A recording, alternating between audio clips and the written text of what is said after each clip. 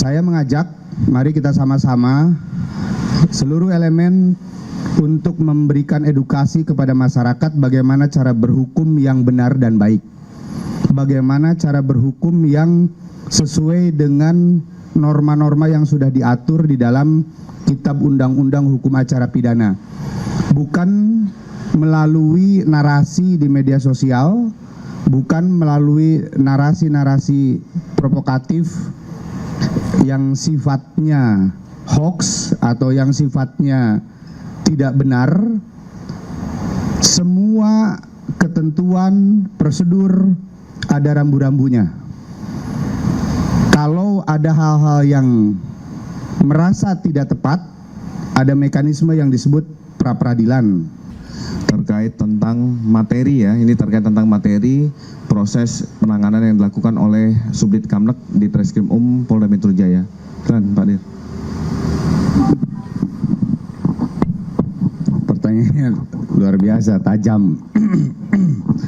Baik, terima kasih rekan-rekan sekalian. Sebagaimana tadi diinformasikan oleh Pak Kabid Humas bahwa hari ini kami melaksanakan pelimpahan tanggung jawab tersangka dan barang bukti atas dugaan tindak pidana pencemaran nama baik maupun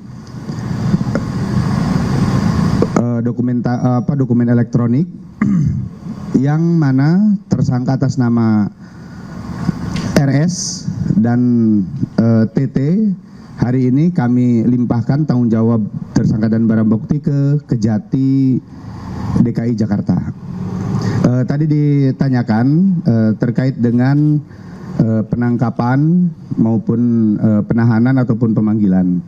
Semua prosedur hukum yang diatur di dalam Kitab Undang-Undang Hukum Acara Pidana tentunya menjadi pedoman kami di dalam melaksanakan proses penyidikan terhadap perkara dimaksud.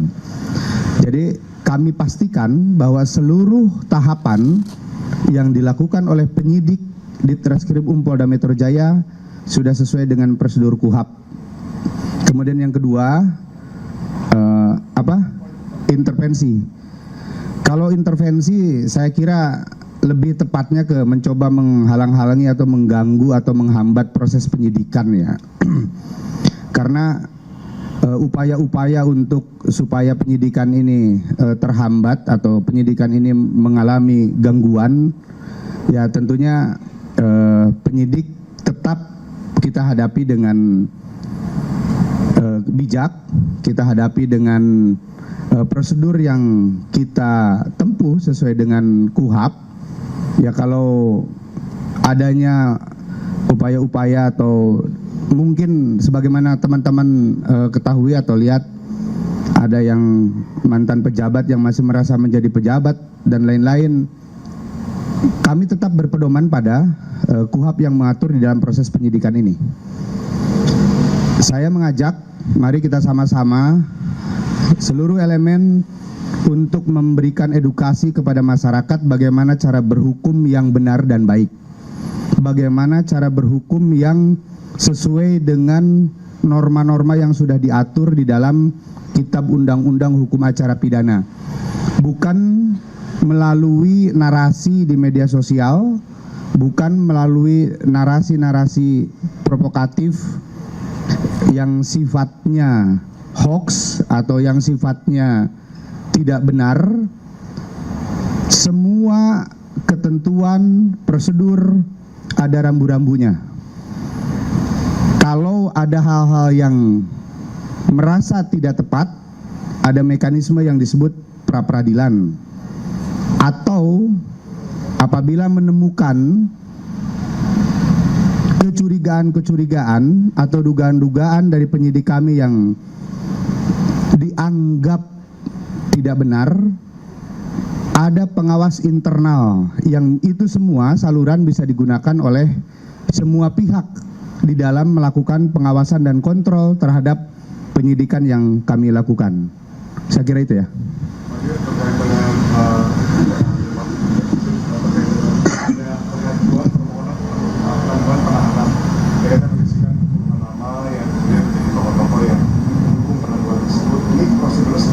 Sejauh mana, apakah ini akan Hari ini tanggung jawab tersangka dan barang bukti sudah menjadi tanggung jawab dari pihak jaksa penuntut umum. Jadi prosedurnya silahkan diajukan ke Kejaksaan Tinggi DKI. Oke. Ya.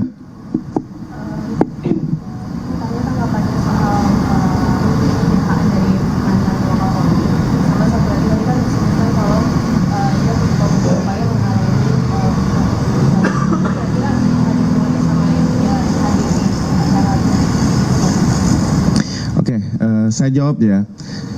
Jadi baik tentang adanya statement atau pernyataan dari mantan pejabat Polri, kami perlu sampaikan bahwa Polri ini anti kritik. Polri tidak alergi dengan adanya kritik, saran, dan masukan.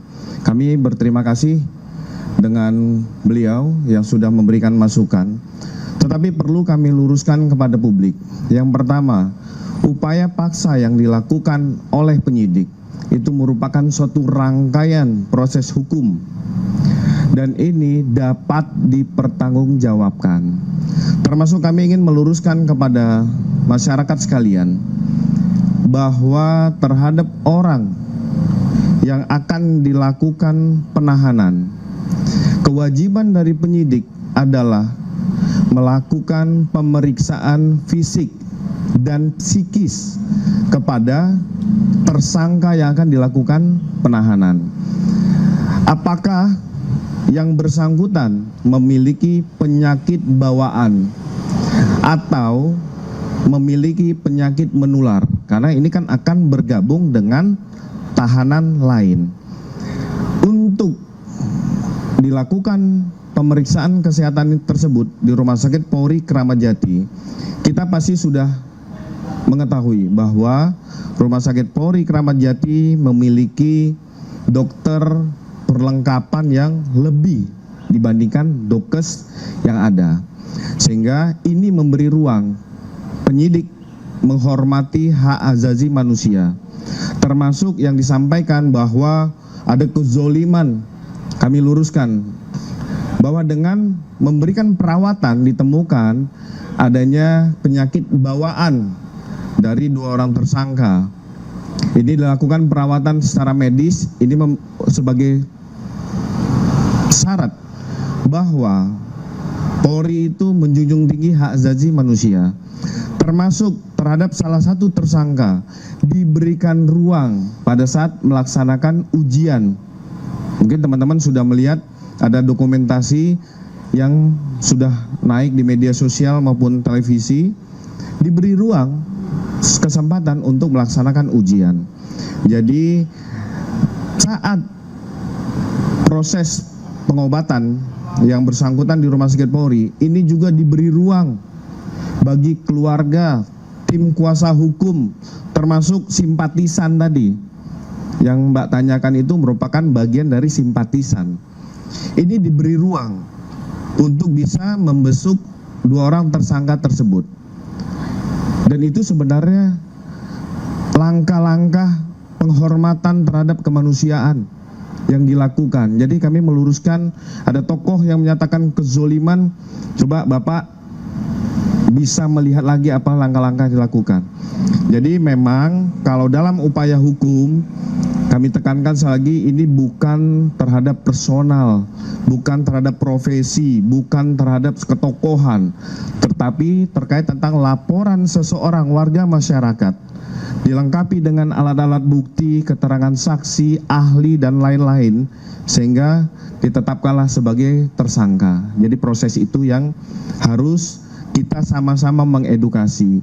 Makanya kami mau menyampaikan ke Bapak yang tersebut, untuk bijaklah secara hukum, jangan membuat suatu statement, pernyataan-pernyataan yang membuat publik ragu.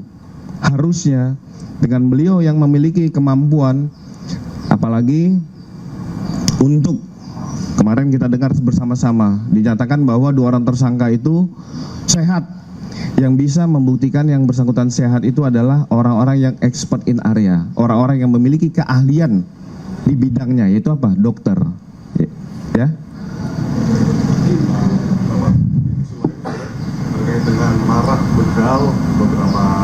masih ada. Masih beberapa, terutama di Jabodetabek di wilayah greater area gitu.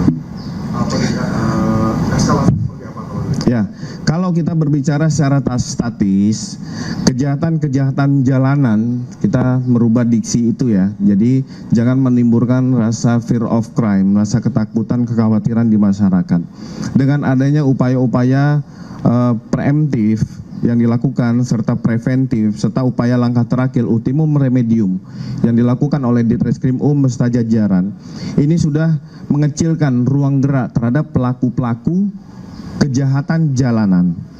Mungkin rekan-rekan bisa melihat, masyarakat juga bisa menilai bagaimana tingkat patroli yang dilakukan, bagaimana mengaktifkan kembali siskamling, pos-pos kamling, termasuk ini juga memberikan edukasi dan literasi kepada masyarakat bahwa pemerintah, kepolisian dalam hal ini hadir untuk memberikan rasa aman dan nyaman kepada masyarakat. Apabila sudah terjadi peristiwa pidana tersebut, Polda Metro Jaya, khususnya di Ditreskrim Polda Metro Jaya juga hadir melakukan pengungkapan. Lihat beberapa hal terjadi yang termasuk viral maupun tidak viral, ini secara cepat dilakukan pengungkapan oleh Ditreskrim.